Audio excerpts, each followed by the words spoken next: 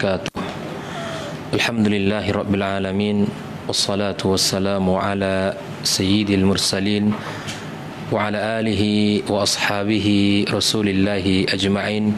أشهد أن لا إله إلا الله وحده لا شريك له، وأشهد أن محمدا عبده ورسوله الذي لا نبي بعده.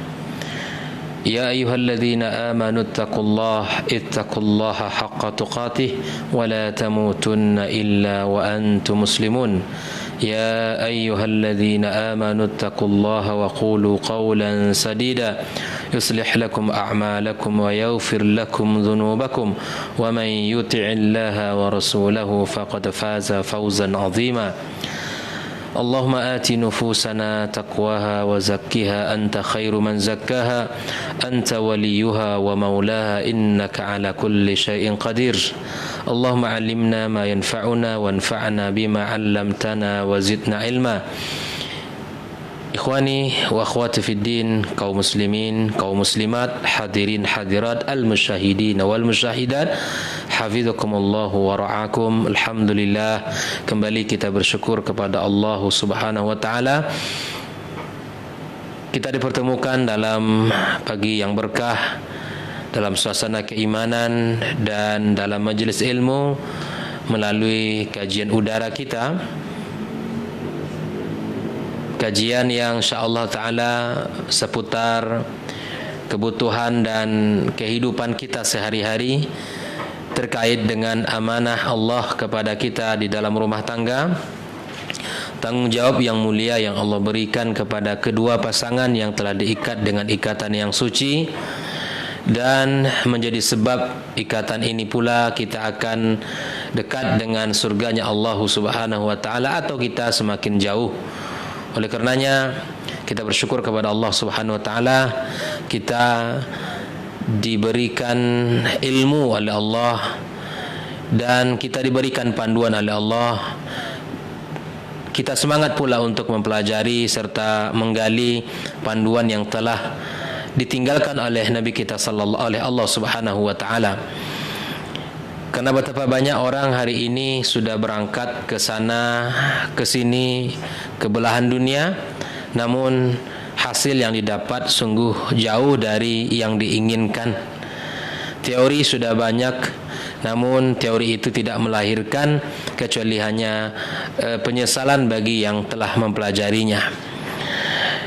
Kita bersalat kepada Rasulullah sallallahu alaihi wasallam, manusia yang telah diberikan amanah oleh Allah untuk menjelaskan panduan tersebut baik secara rinci maupun secara terang benderang. Secara rinci ataupun secara umum, panduan itu telah dijelaskan oleh Nabi kita sallallahu alaihi wasallam. Sehingga Nabi katakan, taraktu fikum amraini ma in tamassaktum bihima lan tadillu abada. Kutinggalkan dua perkara yang agung untuk kalian, selama kalian berpegang teguh maka tidak akan pernah tersesat. Kitabullah wa sunnati, yaitu kitabullah dan sunnah Nabi sallallahu alaihi wasallam. Di dalam riwayat lain Nabi kita sallallahu alaihi wasallam katakan, taraktukum ala mahajjatil bayda lailuha kanahariha la yazihu anha illa halik. Aku tinggalkan kalian dalam agama yang terang menerang. Terang menerang seperti Nabi jelaskan, ya, malamnya seperti siang. Dalam syarat ini alhamdulillah semuanya telah dijelaskan oleh Nabi kita sallallahu alaihi wasallam. Malamnya seperti siang, tidak ada yang tidak dijelaskan oleh Nabi. Maka tinggallah kita mendalami agama ini dengan sepenuhnya, belajar dari agama yang telah disampaikan Nabi kita sallallahu alaihi wasallam. Ya. Maka kata Nabi, sebagai kalimat jaminan bagi orang yang mengikuti agama yang terang menerang dan bagi orang yang tidak mengikutinya dengan utuh dan sempurna. Kata Nabi, la yaziu anha illa halik. Tidak ada orang yang melenceng darinya maka dia akan hancur, dia akan binasa. Kalau kita ingin selamat di dunia ini, maka kita harus berpegang kepada Al-Quran dan Sunnah, kepada agama yang telah disampaikan Nabi sallallahu alaihi wasallam. Agama harus menjadi tuntunan, bukan menjadi tontonan. Ya. Al-Quran harus menjadi ikutan, bukan hanya sekedar kebanggaan. As-Sunnah harus menjadi pegangan, bukan hanya sekedar dielulukan, tapi dia harus menjadi pegangan hidup dalam keseharian kita. Maka itu kaum muslimin, kaum muslimat, agama Allah Azza wa Jalla sungguh terang, sudah jelas, maka jadikanlah panduan hidup di dalam keseharian kita agar kita selamat di dunia dan selamat di akhirat kelak. Kaum muslimin, kaum muslimat, hadirin hadirat, masih dalam kajian kewajiban atau hak dan kewajiban suami istri dalam rumah tangga. Pada pertemuan ke-9 ini atau ke-10 kita masih melanjutkan pembahasan hak seorang suami yang wajib ditunaikan oleh seorang istri. Pada pertemuan sebelumnya lebih kurang 7 pertemuan kita sudah membahas hak-hak istri yang mesti ditunaikan oleh seorang suami. Pada pertemuan ini kita akan sedikit membahas beberapa yang terkait dengan hak-hak suami yang mesti menjadi kewajiban yang mesti ditunaikan oleh seorang istri. Pada pertemuan sebelumnya sudah kita bahas secara rinci dalil Al-Quran dan Sunnahnya. Sekedar kita mengingatkan, kita akan ulang sedikit pembahasannya. Pertama adalah ta'atuz zauj, yaitu ketaatan kepada suami. Ketaatan kepada suami adalah hak ya bagi suami dan kewajiban bagi seorang istri. Yang kedua, di antara hak seorang suami adalah di mana istri tidak keluar rumah tanpa seizin dari suaminya. Kemudian yang ketiga adalah taat kepada suami ketika suami ada hajat kepada dirinya. Berikutnya, di antara hak seorang suami adalah tidak mengizinkan orang lain masuk ke rumahnya tanpa seizin suami. Lebih khusus tentu yang bukan mahram, yang tidak ada kaitan mahramnya, maka ini tidak dibenarkan bagi seorang istri untuk membawa atau mengizinkan laki-laki lain masuk ke rumahnya. Kemudian, di antara hak seorang suami adalah di mana istri tidak berpuasa sunnah ketika suaminya berada di rumah. Kalaupun suaminya berada di rumah, maka mesti minta izin ketika dia ingin berpuasa. Jika seandainya suaminya meridhai, mengizinkan, maka dibolehkan bagi seorang istri untuk berpuasa. Kaum muslimin, kaum muslimat, itu adalah yang pembahasan yang sudah kita bahas pada pertemuan sebelumnya. Kemudian kita lanjutkan adalah tidak menginfakkan harta suami kecuali dengan seizinnya. Pada pembahasan sebelumnya juga sudah kita singgung sedikit tentang seorang istri boleh menginfakkan harta dia. Dan sudah kita bahas ada 4 sumber pintu yang menjadi harta istri. Pertama adalah mahar. Yang kedua adalah hibah. Hibah ini luas, bisa jadi dari suami, bisa jadi dari ayah, bunda, karib kerabat, sahabat dan lain sebagainya. Kemudian adalah warisan yang diwarisi dari orang tuanya, dan yang keempat adalah hasil usaha dan dagang penghasilan yang dia peroleh. Inilah 4 yang menjadi sumber harta seorang istri. Ya, oleh itu ketika harta itu masih milik suami, misalnya uang belanja yang diberikan pada bulan ini ada sisa dan suami belum memberikan izin bahwa itu boleh diinfakkan dari sisanya, maka Nabi kita sallallahu alaihi wasallam mengatakan la tunfik mura'atun syai'an min baiti zawjiha illa biizni zawjiha. Janganlah seorang wanita menginfakkan sesuatu di rumah suaminya kecuali dengan izin suaminya. Nah, ini adalah hak seorang istri yang harus kewajiban seorang istri yang mesti dia tunaikan kepada suaminya. Menjaga amanah di rumahnya, menjaga harta suaminya. Kemudian di antara hak suami adalah berkhidmat, di mana istri berkhidmat kepada suami dan anaknya. Sebagaimana sudah kita contohkan bagaimana Asma binti Abi Bakar berkhidmat kepada suaminya Az-Zubair bin Awam radhiyallahu taala anhu, yang mengurusi hewan tunggangannya, memberi makan dan minum kudanya, menjahit dan menambal embernya, serta menggendong tepung untuk membuat kue. Ia memikul biji-bijian dan dari tanah milik suaminya yang sementara jaraknya tidaklah sedikit, bukanlah dekat. Begitu juga Fatimah binti Rasulullah sallallahu alaihi wasallam, di rumahnya berkhidmat kepada suaminya Ali bin Abi Thalib radhiyallahu taala an, sampai-sampai kedua tangannya yang halus, yang mulus itu lecet dan kasar karena menggiling gandum yang di rumahnya. Oleh itu kaum muslimin, kaum muslimat, ini adalah contoh teladan yang telah dibuat oleh para as-salaful ummah di dalam kehidupan rumah tangganya. Kemudian di antara hak seorang suami yang mesti ditunaikan oleh seorang istri adalah di mana istri harus menjaga kemuliaan dirinya serta menjaga harta dan anak-anaknya. Seorang istri ketika dia menjaga kemuliaannya, kehormatannya, serta anak dan suaminya, itu adalah sebuah amal yang sangat mulia di sisi Allah Subhanahu wa taala. Dalilnya adalah fassalihatu qanitatun hafizatun lil ghaibi ma hafizallah. Sebab itu maka wanita yang salih adalah wanita yang taat kepada Allah Subhanahu wa taala, lagi memelihara dirinya ketika suami tidak ada. Qanitat itu adalah dimaknai dengan seorang istri yang taat kepada Allah dan taat kepada suami ketika berada di rumahnya. Adapun makna hafizat itu adalah ketika suami yang tidak berada di rumah. Al-Imam At-Tabari rahimahullah ta'ala mengatakan dalam kitab tafsirnya, wanita tersebut menjaga dirinya ketika tidak ada suaminya, juga ia menjaga kemaluannya dan harta suaminya. Di samping itu kewajiban menjaga hak Allah dan hak Rasulullah sallallahu alaihi wasallam. Maka menjaga diri, menjaga harta serta anak adalah hak yang wajib diterima oleh seorang suami. Ikhwani wa akhwati fi din hafizakumullah.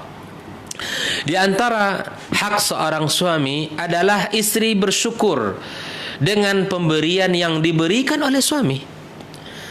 Pemberian itu adalah seperti nafkah, sedekah, hibah yang diberikan oleh suami.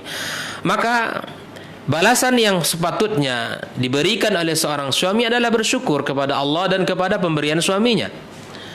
Seorang istri harus pandai-pandai berterima kasih, harus tahu dengan kebaikan suaminya. Karena di dalam sebuah hadis Nabi sallallahu alaihi wasallam diceritakan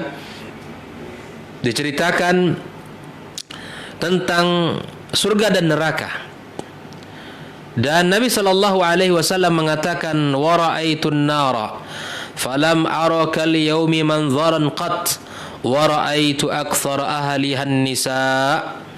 Dan aku melihat neraka, kata Nabi, dan aku belum pernah sama sekali melihat pemandangan seperti hari ini. Dan aku lihat ternyata mayoritas penghuni dari neraka itu adalah para wanita. Qalu lima ya Rasulullah. Mereka bertanya, kenapa para wanita wahai Rasulullah yang menjadi mayoritas? Qala bikufrihinna. Ya. Beliau menjawab, disebabkan kekufuran mereka. Nabi menjelaskan apa sebabnya wanita ini banyak penghuni surga, karena kekufuran para wanita. Maka para sahabat bertanya, qila yakfurna billah, apakah mereka ini kufur kepada Allah Azza wa Jalla? Qala yakfurnal ashira yakfurnal ashira wa yakfurnal ihsan. Mereka bukan kufur karena kepada Allah Azza wa Jalla, namun mereka kufur kepada suami mereka dan kepada kebaikan-kebaikan yang telah mereka terima dari suami mereka. Makanya Nabi SAW katakan, lau ahsanta ila ihdahinna ad-dahr thumma ra'at minka syai'an qalat ma ra'aitu minka khairan qat. Andai engkau berbuat baik kepada wanita sepanjang tahun, selama-lamanya, Namun ketika mereka melihat satu keburukan, kekurangan dari kamu, maka dia akan bisa mengatakan, aku tidak pernah merasakan kebaikan-kebaikan sama sekali darimu. Ini tipe wanita yang Nabi sebutkan yang akan menjadi penghuni neraka Allah Azza wa Jalla. Itu orang-orang wanita-wanita yang tidak pandai bersyukur atas pemberian Allah Subhanahu wa taala, yang tidak ingat akan kebaikan suami, yang tidak ingat atas perjuangan yang telah dilakukan oleh suami, bekerja dengan keras, bekerja dengan susah, bekerja dengan mengandalkan tenaga, mengeluarkan keringatnya, lelah, kemudian diberikan nafkah itu kepadanya, dan nafkah itu diterima oleh istri, namun dia tidak pandai bersyukur kepada suaminya. Dan bahkan ketika kekurangan terdapat pada suaminya itu, dia bisa mengatakan, aku tidak pernah merasakan kebaikan sama sekali darimu. Ibarat kata pepatah, panas setahun, hilang rasanya panas itu oleh hujan satu hari. Kebaikannya banyak, namun tidak menjadi hal yang penting untuk disyukuri oleh seorang wanita. Inilah tipe wanita. Jangan dipahami salah hadis ini, namun Nabi menyebutkan siapa karakter wanita yang banyak sekali akan menghuni surga, allati yakfurnal ashir wa yakfurnal ihsan, yaitu wanita-wanita yang tidak pandai bersyukur kepada pemberian suaminya dan tidak pandai bersyukur atas kebaikan yang telah diberikan oleh suaminya. Maka hak suami itu adalah mendapatkan syukur, terima kasih dari seorang istri. Pandai-pandailah berucap. Bahkan Nabi SAW katakan, la yashkurillaha man la yashkurin nas. Tidak akan pandai bersyukur kepada Allah ketika manusia tidak pandai bersyukur kepada sesamanya. Agar anda seorang istri dianggap pandai bersyukur kepada Allah, maka berlatihlah dan teruslah berusaha untuk pandai bersyukur kepada suaminya. Berapapun pemberian, maka wajib untuk disyukuri dan wajib untuk ridha kepada pemberian yang telah diberikan kepada kita. Ikhwani wa akhwati fi din, hafizakumullah wa ra'akum. Kaum muslimin, kaum muslimat, hafizakumullah. Di antara hak seorang suami yang mesti ditunaikan oleh seorang istri adalah berpenampilan indah, berhias di hadapan suami. Berpenampilan indah dan berhias di hadapan suami. Sebagian istri di saat-saat ini hanya bergaya dan berdandan ketika berada di orang atau berada di luar rumah saja. Ketika di rumah dia tidak acuh dan dia tidak peduli dengan penampilan. Dia tidak peduli dengan kebersihan terkadang. Tidak peduli dengan baju yang dipakai. Bisa jadi baju itu adalah baju yang dipakai dari tadi pagi sampai siang sudah belum berganti. Maka Nabi kita SAW menyebut di antara wanita terbaik itu kaum muslimin, kaum muslimat adalah wanita yang mampu berdandan dan berhias diri di hadapan suaminya dan mampu menyenangkan pandangan suaminya. Qila li Rasulillah sallallahu alaihi wasallam, ayyun nisa'i khair? Wahai Rasulullah, siapakah wanita yang baik itu? Maka Nabi SAW katakan, qala allati tasurruhu idza nadhar wa tuti'uhu idza amar wa la tukhalifuhu fi nafsiha wa maliha bima yakrah. Yaitu kata Nabi SAW, wanita yang terbaik itu wanita yang menyenangkan jika dilihat oleh suaminya dan mentaati suami jika diperintah, dan tidak menyelisihi suaminya pada dirinya, pada hartanya, sehingga membuat suami itu benci kepadanya. Ini wanita terbaik, menjaga diri agar suami senang kepadanya. Tentu dengan penampilan yang bersih, dengan penampilan yang indah, pandai merawat diri dan menjaga diri. Kemudian yang kedua adalah taat kepada perintah-perintah suami. Yang ketiga adalah dia tidak menyelisihi suami pada diri dan hartanya. Dia amanah. terhadap dirinya, kemuliaannya, dan amanah juga terhadap harta yang dititipkan oleh suaminya. Maka inilah wanita terbaik di antara sekian banyak karakter wanita terbaik yang digambarkan Rasulullah sallallahu alaihi wasallam. Hadis riwayat Imam An-Nasa'i di dalam kitab As-Sunannya. Kaum muslimin, kaum muslimat rahimakumullah, berpenampilan indah itu adalah sunnah, dan kebersihan itu adalah bagian dari cerminan orang-orang beriman. Kita diajarkan oleh Nabi, oleh syariat ini, menjaga kita agar bersuci, berwuduk, dan menjaga kebersihan, baik itu mulut kita. Bahkan Nabi SAW ketika masuk rumah, dia mencoba untuk membersihkan mulutnya dengan bersiwak, dan seterusnya. Bahwa apa yang kita lakukan di rumah kita adalah bagian dari amalan yang dianjurkan oleh agama kita. Kemudian di antara hak seorang suami yang mesti ditunaikan oleh seorang istri adalah di mana tidak mengungkit-ungkit dari harta yang telah dia berikan. Mungkin dia bantu suaminya, baik itu untuk keperluan rumah tangga ataupun keperluan anak-anaknya. Di mana ketika seorang istri bekerja dan bahkan mungkin punya penghasilan, dari saat itu dia membantu suaminya. Ketika terjadi pertikaian atau perselisihan antara pasangan suami dan istri, lalu kemudian istri mengungkit-ungkit, mengingatkan suami jasa yang telah diberikan, pertolongan yang telah diberikan kepada suaminya. Ini tidak baik. Ketika seorang istri membantu suaminya, bantulah dengan tulus dan ikhlas. Ketika seorang istri yang membutuhkan ketika seorang istri memerlukan bantuan, atau ketika seorang suami memerlukan bantuan dari penghasilan seorang istri, maka disinilah saatnya seorang istri memberikan bantuan. Namun tidaklah menjadi sebuah kebaikan kalau pemberian itu diulang-ulang atau diingat-ingat, bahkan mungkin diungkit-ungkit.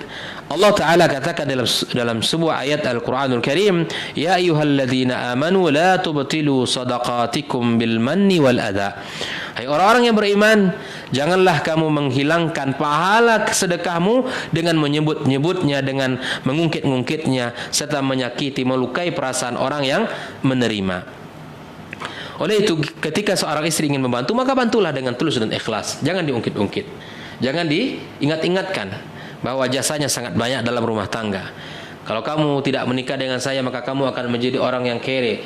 Kamu kalau tidak menikah dengan saya, kamu tidak akan mungkin naikkan kendaraan roda 4 dan seterusnya. Mungkin banyak hal. Maka ini adalah akan menjadi pemecah dan menjadi api permasalahan dalam kehidupan rumah tangga. Oleh itu, tidaklah menjadi sebuah kebaikan bagi seorang wanita yang mengungkit-ungkit kebaikan dari berupa pemberian yang diberikan kepada suaminya. Ikhwani wa akhwati fi din, hafizakumullah, di antara hak seorang suami yang mesti ditunaikan oleh seorang istri adalah di mana ridha dengan apa yang telah diberikan oleh suaminya, memiliki sifat qanaah dan tidak membebani suami melebihi dari kemampuannya. Di antara kaidah di dalam agama kita, di dalam pemberian ini adalah kuncinya kita harus bersyukur kepada Allah dan kita cukup dengan apa yang telah diberikan kepada kita. Jangan pernah kita memandang pemberian yang diberikan oleh suami tetangga kita kepada keluarganya. Jangan pernah kita membanding-bandingkan, dan jangan pernah kita ingin mencoba membuat hitung-hitungan. Suami si fulan sama pekerjaannya dengan suami saya, tapi saya kok sedikit dan dia kok lebih banyak terima. Atau si fulan dia terima sebulan begini, sedangkan penghasilannya mungkin lebih kurang sama dengan suami saya, dan seterusnya. Maka bukan inilah yang terbaik dalam rumah tangga itu. Di dalam kehidupan rumah tangga, Allah membebankan nafkah kepada suami, dan besaran jumlah nafkah yang diberikan itu bergantung kepada kemampuan masing-masing. Tidaklah sama penghasilan dari setiap laki-laki, dan tidaklah sama kemampuan setiap laki-laki. Makanya Allah katakan di dalam ayatnya, liyunfik dzu sa'atin min sa'ati, hendaklah orang yang mampu memberikan nafkah menurut kemampuannya. Kalau tahun ini penghasilannya banyak, maka lebihkan pemberian kita kepada keluarga kita. Kalau ternyata usaha kita tahun depan berkurang penghasilannya, maka kita berikan sesuai dengan kemampuan kita. Wa man qudira alaihi rizquhu falyunfik mimma atahu Allah. Dan orang yang disempitkan rezekinya hendaklah memberi nafkah dari harta yang diberikan Allah kepadanya sesuai dengan kemampuan. Ini adalah ukuran. Kalau ada yang bertanya, Ustaz, berapakah ukuran nafkah yang harus diberikan oleh suami? Maka saya katakan berdasarkan ayat ini, kalau kemampuan suaminya lebih, dalam artian penghasilannya banyak, maka lapangkanlah, berikanlah lebih kepada istrinya. Namun ketika usahanya bangkrut atau mungkin berkurang omsetnya, sudah mulai hilang, maka kemudian berikanlah sesuai dengan kemampuan. Nah, seorang istri harus tahu, kalau ternyata suami saya hari ini dan saat ini usahanya tidak maju dan tidak berkembang, maka fahami. Mungkin tahun kemarin pembeliannya lebih. Jangan dituntut lebih dari kemampuan seorang suami. La yukallifullahu nafsan illa wus'aha, wa la yukallifullahu nafsan illa ma ataha. Sayaj'alullahu ba'da usrin yusra. Allah tidak memikulkan beban kepada seseorang melainkan sekedar apa yang Allah berikan kepadanya, dan kelak Allah akan memberikan kelapangan setelah kesulitan. Ini harus dipahami bersama bahwa kadar yang diberikan sesuai dengan kemampuan. Dan jika kita lapang rezekinya, maka lapangkan pemberian kita kepada keluarga kita. Jika kondisinya sulit, maka sesuai dengan kemampuan kita untuk kita berikan. Oleh itu kaum muslimin, kaum muslimat, inilah aturan-aturan syariat, inilah bagian dari panduan yang telah Allah sampaikan kepada kita. Kepada suami juga harus tahu, ketika penghasilannya lebih, maka harus tahu pula bahwa istri harus diberikan lebih. Begitulah seharusnya dalam kehidupan kita, dan keterbukaan harus dibangun. Ya, kelapang dada juga harus kita jadikan bagian dari warna kehidupan kita.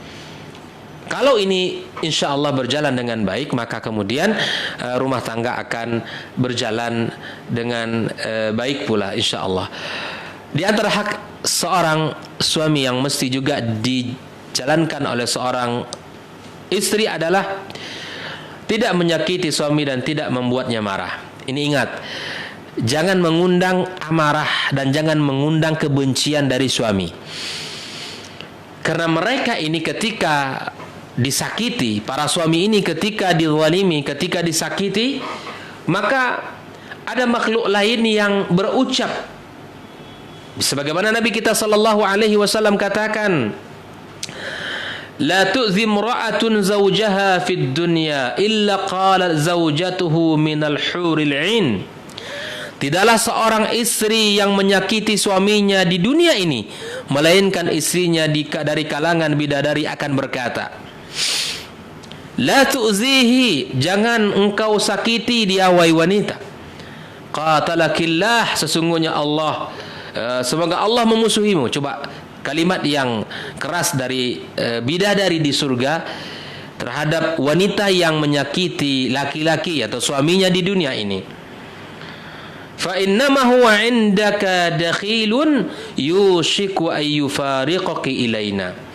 Sesungguhnya dia adalah tamu di sisimu. Coba malaikat bidadari mengatakan, sesungguhnya dia tamu di sisimu. Hampir ia akan meninggalkanmu dan kembali kepada kami. Ingatlah wahai para wanita yang berkata kasar kepada suaminya, yang selalu mengusir suami dari rumah ketika kehidupan tidak tercukupkan dan tidak sesuai dengan kemampuan, atau ketika suami lalai dalam satu hal, jangan pernah kita berkata kasar atau berlaku yang tidak baik kepada suami kita, atau mungkin kita mengusir suami kita dari rumah kita. Jangan. Karena ingat, di antara ucapan bidadari adalah qatalakillah, ya semoga Allah memusuhimu, semoga Allah tidak ridho kepadamu. Inilah doa yang diberikan oleh bidadari di surga kepada wanita-wanita yang selalu berbuat zalim dan menyakiti suaminya di dunia ini. Maka ingatlah pesan Nabi kita sallallahu alaihi wasallam, jangan sampai menyakiti suami dan tidak tidak mengundang amarahnya di dunia ini. Harus dilakukan adalah dengan cara yang harus dilakukan adalah menghadirkan ridha, menghadirkan kasih sayang, mendatangkan perhatian dari suaminya. Kemudian di antara hak seorang suami adalah al-ihsan ila walidi zauj. Kita berbuat baik kepada kedua orang tua dan kepada kerabat suami. Ini seorang istri yang baik dan salehah itu selalu patuh kepada suami dan kepada kedua orang tuanya suami. Jangan berkelahi, jangan membuat keributan dengan mertua. Itu hak suami, agar engkau hormati orang tuanya, agar engkau hormati keluarganya. Jangan mengundang keributan dan jangan membuat kekacauan dengan membenci saudaranya atau tidak mau untuk berkunjung kepada kedua orang tuanya. Siapapun di dunia ini, ya, seorang laki-laki pasti dia mencintai orang tuanya sebagaimana Anda mencintai orang tua Anda. Tapi ingat, ketika Anda menikah dan dihalalkan dengan sebuah kalimat, maka tanggung jawab Anda berpindah kepada suami. Adapun seorang suami, tetap dia mesti berbakti kepada kedua orang tuanya. Anda harus faham bahwa ketika seorang istri sudah diakad dengan akad yang sama, maka Anda berpindah. Tugas dan pengabdiannya kepada suami berikut kepada kedua orang tuanya dan kepada keluarganya. Oleh itu, ini harus dipahami bersama sehingga kehidupan kita ini berjalan dengan baik dan berjalan dengan sebagaimana yang diajarkan oleh agama kita. Kaum muslimin, kaum muslimat, al-musyahidin wal musyahidat, hafizakumullah. Di antara hak seorang suami yang mesti juga dijaga dan ditunaikan oleh seorang istri adalah ingin hidup bersama dengan suami, tidak meminta cerai kecuali dengan alasan-alasan syar'i. Sedikit kekurangan yang terlihat pada suami, tiba-tiba lisan ini mudah saja meminta cerai. Ceraikan aku, pulangkan aku sama orang tuaku, dan seterusnya. Kalau di dalam kehidupan rumah tangga ini hanya terjadi pertikaian dan hanya terjadi kata-kata yang saling ancam-mengancam, ini bukanlah rumah tangga yang disebutkan sebagai kalimat baiti jannati. Begitupun seorang suami, ketika istrinya lalai sedikit atau ketika istrinya melakukan kekhilafan, maka langsung diancam dengan kata-kata talak, diancam dengan kata-kata aku akan pulangkan kepada keluargamu, dan seterusnya. Ancaman-ancaman ini tidak baik. Dan yakinkan dirinya bahwa seorang istri siap untuk tinggal bersama pasangannya dan tidak meminta talak tanpa ada uzur syar'i yang telah dijelaskan oleh syariat kita. Ya. Kenapa demikian? Karena Nabi kita sallallahu alaihi wasallam menyatakan dalam sebuah hadisnya, ayyuma mura'atin sa'alat zawjaha at-talaq fi ghairi ba'sin atau fi ghairi ma ba'sin fa haramun 'alaiha raihatul jannah atau raihatul jannah. Wanita mana saja yang meminta kepada suaminya untuk cerai tanpa ada alasan syar'i, tanpa ada uzur, tanpa ada hal-hal yang menjadikan perceraian itu harus terjadi, maka ancaman ini sangat keras. Nabi SAW katakan, di mana Allah akan haramkan baginya mencium wangi surga. Jangankan masuk, mencium wangi surga saja tidak dibenarkan oleh Allah Subhanahu wa taala. Ini menunjukkan kemuliaan, kesucian ikatan, di mana kekurangan kehidupan rumah tangga itu perkara yang biasa terjadi. Tidak ada wanita yang sempurna, pun tidak ada laki-laki yang sempurna.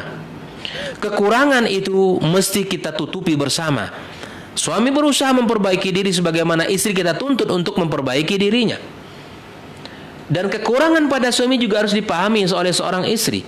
Bukankah Nabi Shallallahu Alaihi Wasallam katakan, ketika ada kekurangan itu, maka kata Nabi, jangan fokus kepada kekurangannya, tapi lihatlah kebaikan-kebaikan yang lain, agar timbul rasa sayang, agar timbul rasa cinta di hati ini, agar timbul yakni perhatian kebersamaan itu. Bukankah Islam di awal-awal pernikahan telah dianjurkan untuk nazar, untuk mengenali pasangan kita masing-masing? Kalau sudah bulat azam dan tekadnya, maka serahkanlah kepada Allah Subhanahu wa taala.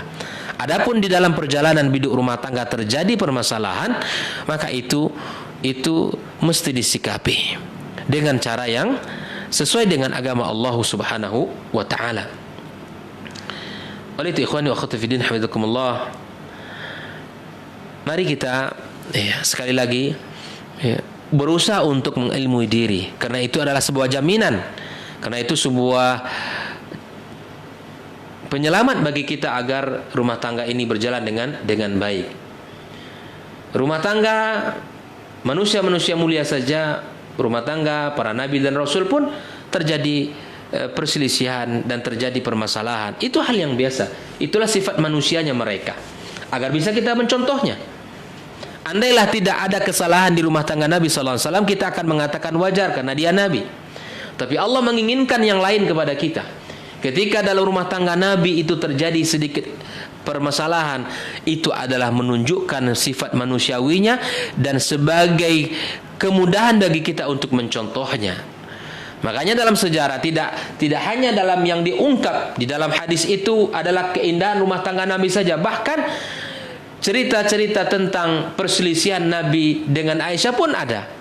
Bahkan tidak hanya di dalam Al-Quran, lengkap data dan ayatnya di dalam, bukan tidak hanya dalam sunnah, bahkan lengkap dan dalam Al-Quranul Karim Allah ceritakan tentang peristiwa rumah tangga Nabi Sallallahu Alaihi Wasallam. Silakan buka surat Al-Ahzab, silakan buka surat At-Tahrim. Di situ karakter rumah tangga Nabi, dan yang sungguh sangat mengagumkan ketika dalam surat Al-Ahzab itu, ketika ayat 31 itu dimulai, maka Allah perintahkan kepada Nabi kita Sallallahu Alaihi Wasallam untuk mengatakan kepada istri-istrinya, kalau kalian menginginkan dunia, maka ke sini aku akan berikan kepada kalian, kemudian aku ceraikan. Coba lihat ancaman berita yang subhanallah kekurangan menurut kita dalam rumah tangga Nabi.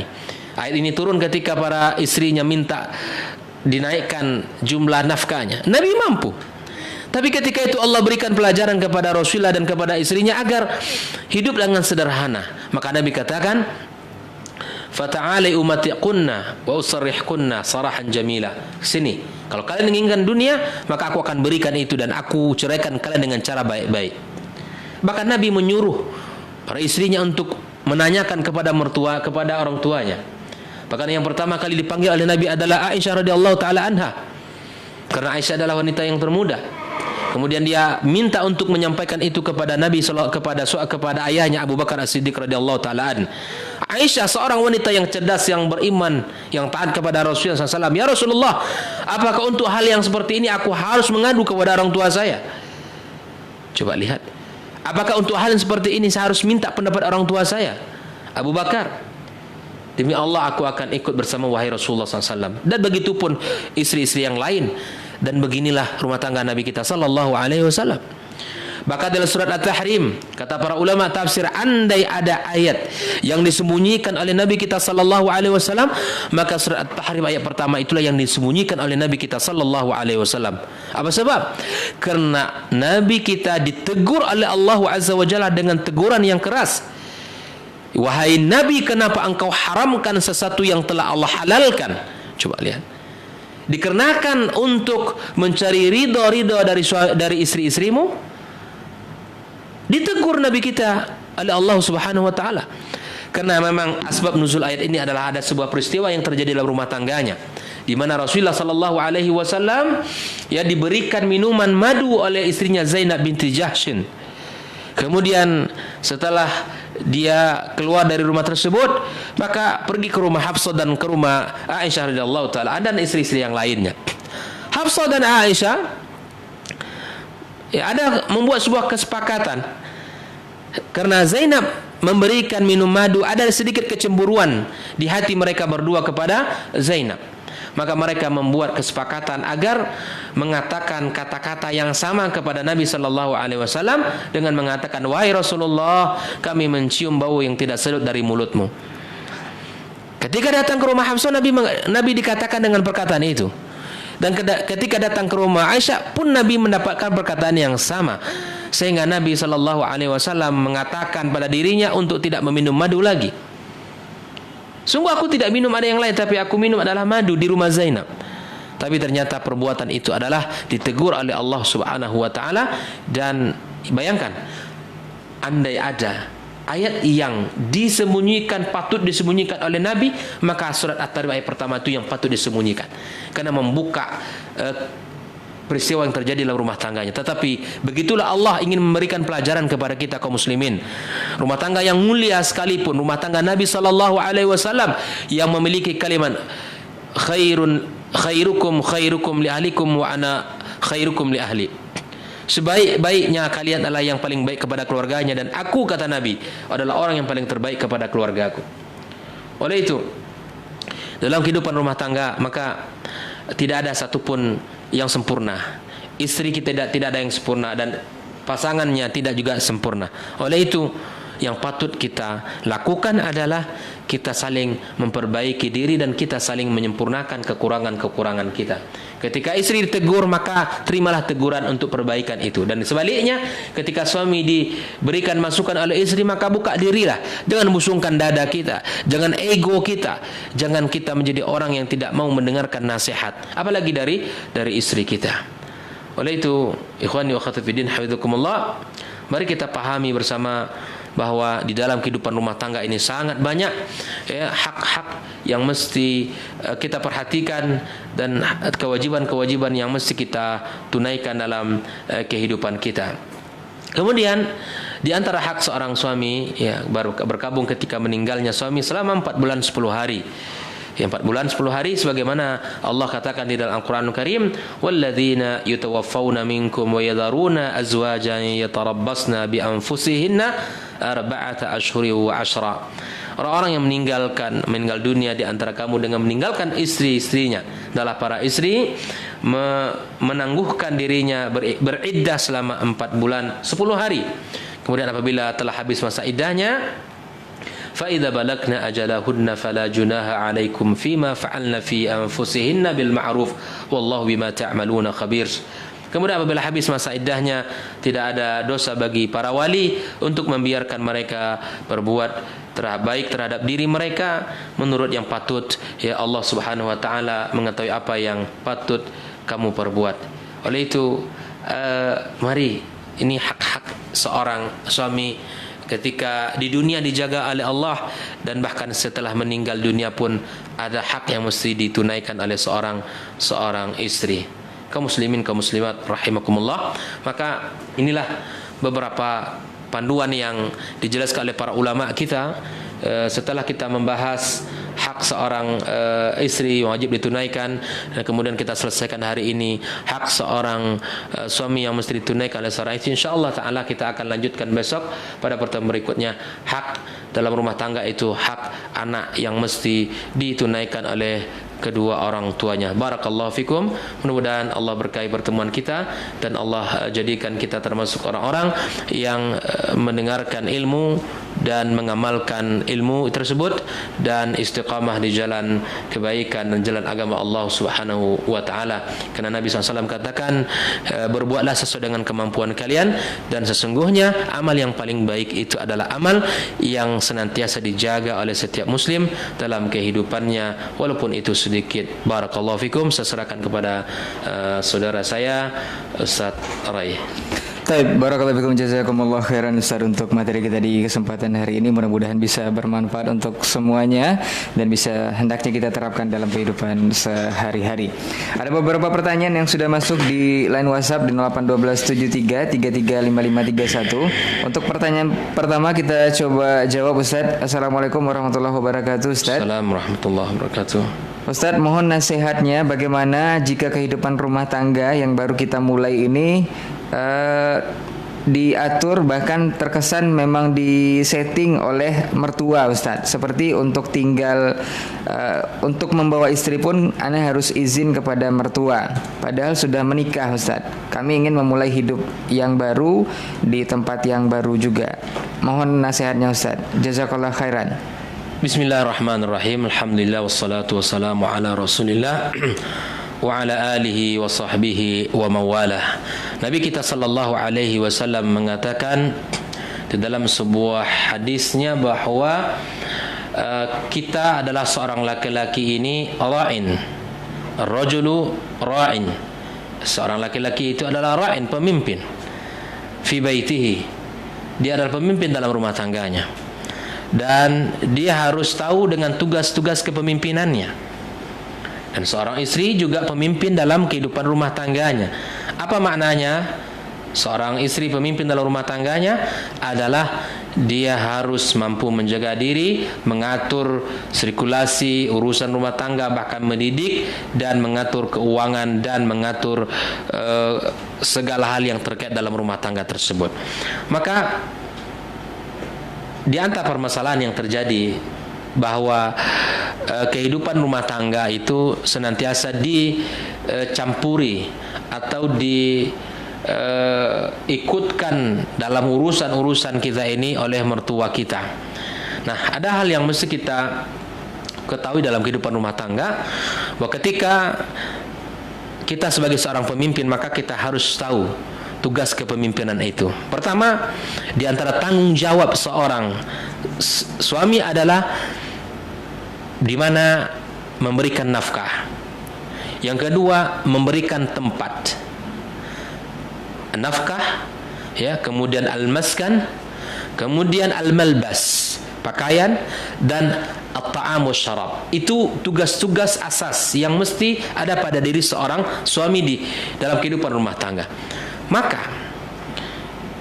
kalau ini semua bisa kita lakukan dan bisa kita realisasikan, maka sebaiknya kita harus segera pindah dari rumah mertua kita dan kita mencoba hidup dengan rumah kita dan dengan keluarga kita.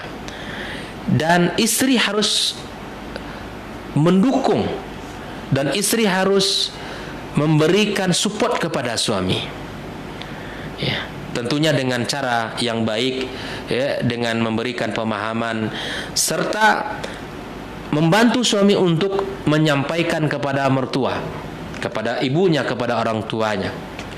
Karena akan banyak hal banyak kaitannya nanti. Pertama, di rumah itu mungkin ada saudari dari istrinya.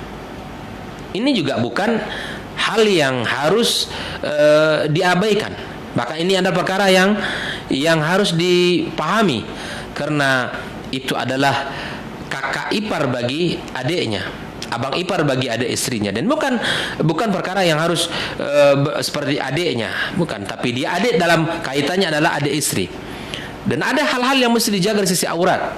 Itu satu. Yang kedua, mungkin kita segan dengan mertua kita, ada sikap-sikap yang kita ingin bercanda dengan pasangan kita di rumah, atau ingin senang-senang, mungkin hari itu kita santai bersama. Ini juga terkadang agak ada rasa sungkan di hati kita untuk melakukan itu di rumah, dan kalau itu serumah dengan mertua kita. Dan bahkan ketika kita punya anak nanti akan sangat sulit. Saya katakan akan sangat sulit jika seandainya di dalam rumah tangga itu banyak orang yang tinggal. Mungkin mertua kita, mungkin anak dari saudara, kakak atau adik dari istri kita.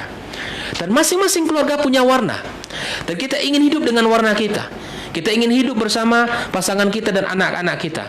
Maka saya katakan, anak-anak yang terlalu banyak mendengarkan instruksi itu akan sangat buruk efek kepada kependirian anak. Dan anak akan lebih condong kepada yang meringankan daripada instruksi tersebut. Saya katakan di sini. Contoh, ketika ayah bundanya tidak mau anaknya menonton televisi, tetapi di rumah neneknya itu ada televisi.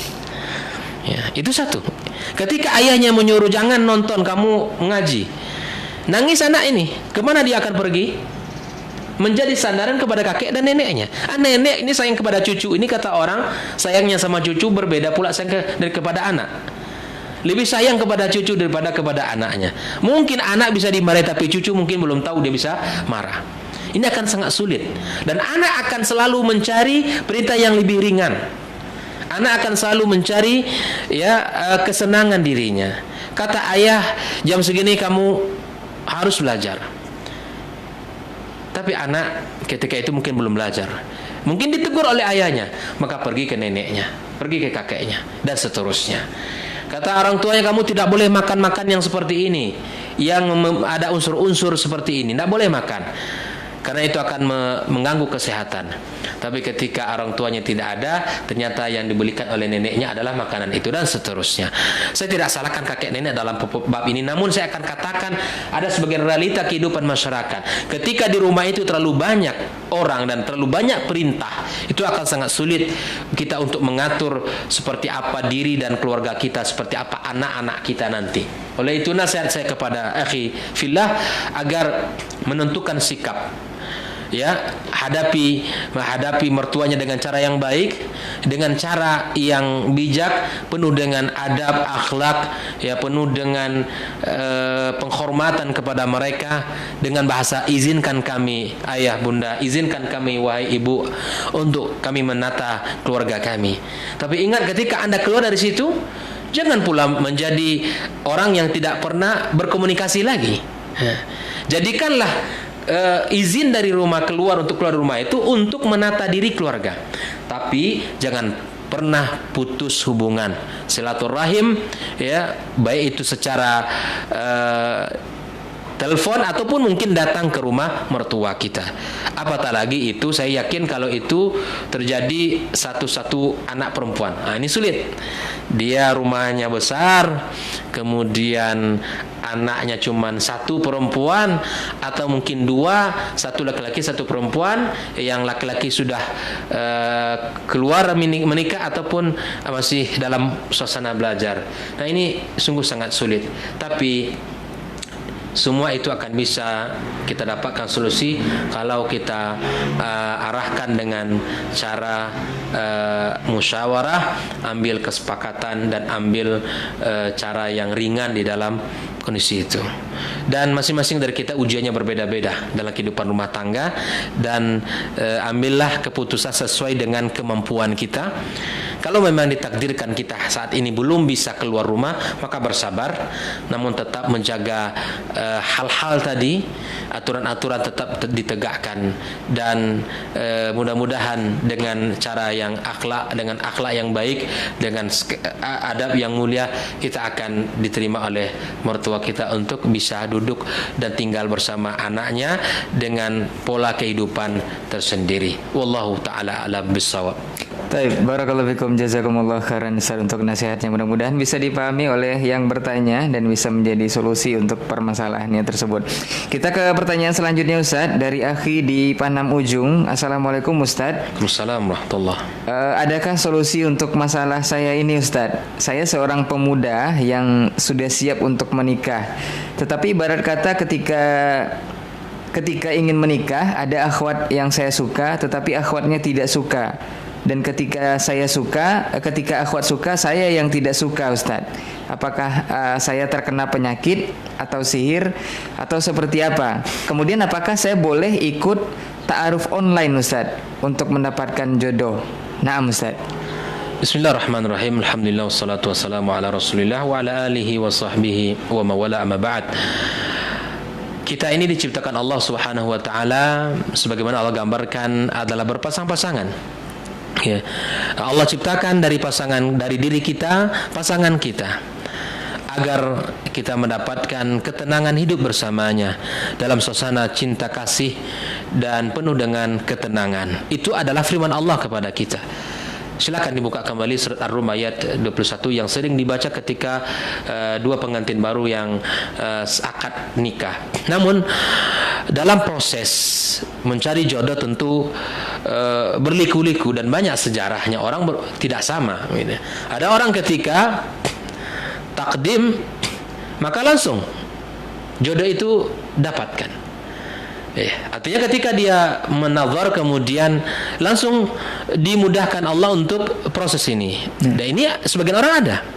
Namun ada pula sebagian orang yang seperti itu, yang seperti Akhil Karim ya, yang saudara hadapi, bahwa ketika kita suka ternyata akhwatnya ada halangan mungkin dari dia atau keluarganya, atau sebaliknya ketika akhwatnya suka kepada kita, kita pun yang tidak suka.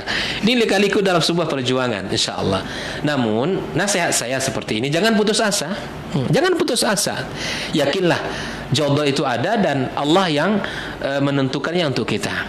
Dan ingat, kenapa tidak boleh putus asa? Karena yang keputusan Allah yang lebih baik. Tapi ketika kita memutuskan tidak suka kepadanya, tentu ada miqyasnya, ada standarnya.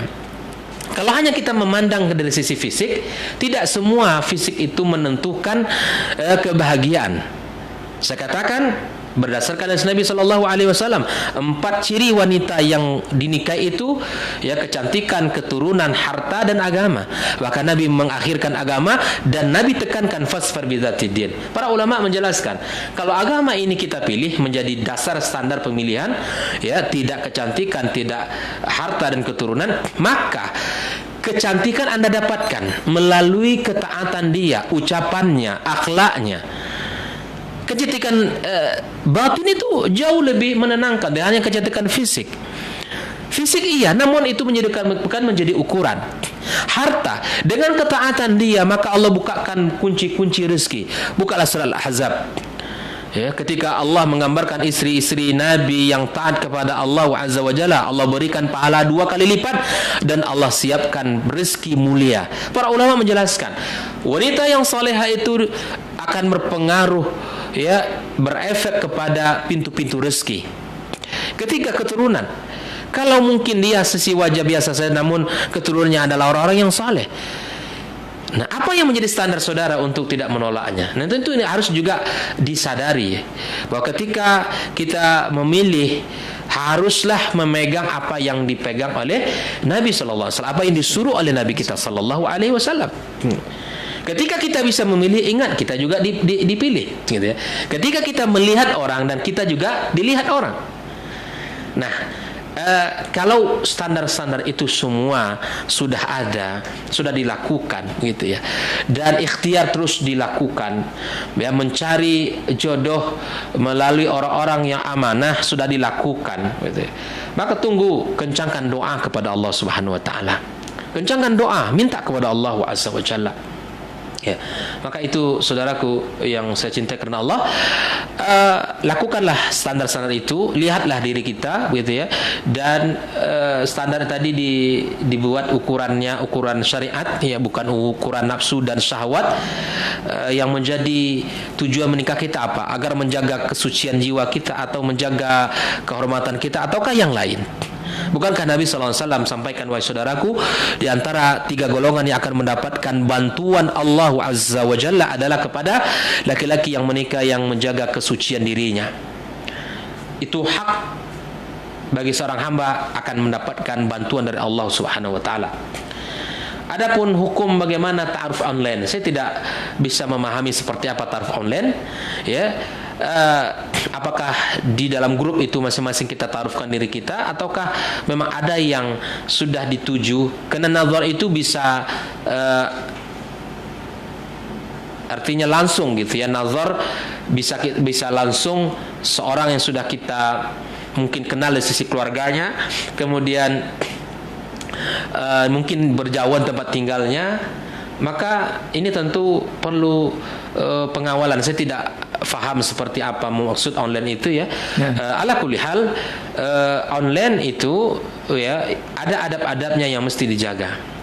Kalaupun dia mungkin tinggal di berbeda provinsi, orang yang sudah kita kenal dan ada ikatan ingin melakukan proses, maka tentu ini kalaupun Anda melakukan komunikasi, mesti ada orang di samping sana, samping akhwatnya, ataupun di samping Anda. Karena tidak boleh kita langsung berdua-duaan, itu akan, hati kita ini lemah.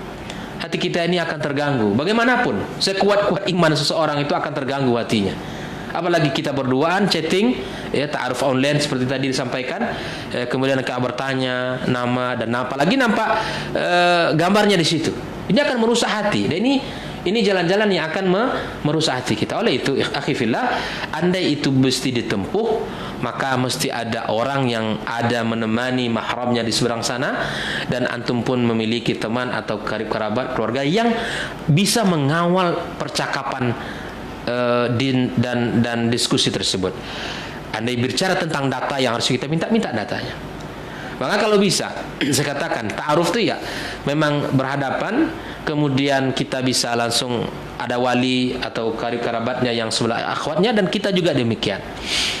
Atau mungkin diawali dengan sebuah tulisan CV, ya, tulisan data kita, mungkin dikirim, mau dibaca, kemudian nanti dijelaskan semuanya di situ, data yang lengkap, nama, kemudian bentuk suasana keluarga, kemudian semangat berkeluarga, seterusnya, visi misi dan seterusnya. Mungkin bisa kita tulis di situ semangat, dan mungkin riwayat penyakit atau riwayat makanan yang tidak disukai, semuanya disampaikan di situ agar informasinya lengkap sampai di calon kita, dan seterusnya. Kita juga mendapatkan hal yang sama dari calon perempuan kita, calon istri kita. Oleh itu, ikhwan wa akhwat fillah, hafizakumullah, masalah ta'aruf online ini tentu sekali lagi perlu dicermati seperti apa. Dan kalaupun memang harus online, maka tentu tidak boleh antum berdua, ya, tidak boleh antum berdua chatting sampai tengah malam, sampai subuh, karena tidak terasa itu. Ya, kalau dalam kondisi itu tuh saya sejam 2 jam, saya akan itu masih 2 menit 30 menit saja itu. Disitulah saatnya akan setan masuk dan seterusnya. Oleh itu, akhi fillah, mintalah kepada Allah Subhanahu wa taala, kencangkan doanya dan kuatkan ikhtiar, percayakan kepada orang yang amanah. Ya, buatlah standarnya agama cukup. Ini kalau dibuat panjang kali ceritanya, standarnya nanti kan, nah, yang hidungnya begini, rambutnya begini, kulitnya begini, dan keturunan itu kalaupun dapat sama orang yang mencari, mungkin tak berpikir dulu ngasih kat ke orang begitu kan. Nah, oleh itu ikhwani wa akhwati fillah, hafizakumullah, pahamilah bahwa pakailah standar agama untuk menentukan pilihan, insyaallah. Karena Allah telah janjikan kepada kita, karena Allah janjikan kita hidup berpasang-pasangan. Barakallahu fikum. Baik, barakallahu fikum, jazakumullah khairan Ustaz untuk jawabannya. Mudah-mudahan akhi yang bertanya ini menjadi solusi dan bisa menjadi pemecah buat permasalahannya, dan mudah-mudahan saja segera dimudahkan jodohnya. Baik, kita ke pertanyaan terakhir sepertinya Ustaz. Dari Bunda Arini. Assalamualaikum Ustadz. Waalaikumsalam. Mohon gambarannya Ustadz, dalam mendidik istri sebenarnya sikap suami itu harus tegas atau keras Ustadz? Contoh misal dalam hal berpakaian Ustadz, apakah saya harus mengikuti dari A sampai Z aturan suami, ataukah ada inisiatif modifikasi saya sendiri asal tidak melanggar syariat? Nah Ustadz. Bismillahirrahmanirrahim. Alhamdulillah wassalatu wassalamu ala Rasulillah wa ala alihi wa sahbihi wa mawala, amma ba'd. Naam, di dalam mendidik istri, landasannya adalah agama Al-Quran dan sunnah Nabi sallallahu alaihi wasallam. Ya. Khususnya yang ditanyakan tentang berpakaian, ya, tadi sepertinya, maka standarnya bukan standar trending, bukan standar selera, bukan juga standar model hari ini, bukan. Tetapi yang menjadi standar adalah apakah Allah ridho atau tidak, apakah Nabi kita suka atau tidak. Ada 3 syarat di dalam pakaian wanita. Yang pertama adalah seperti mana yang dikatakan oleh para ulama kita, ya, tidak diambil dari bahan-bahan yang tipis, syaffafa, tidak syaffafa, tidak dia transparan.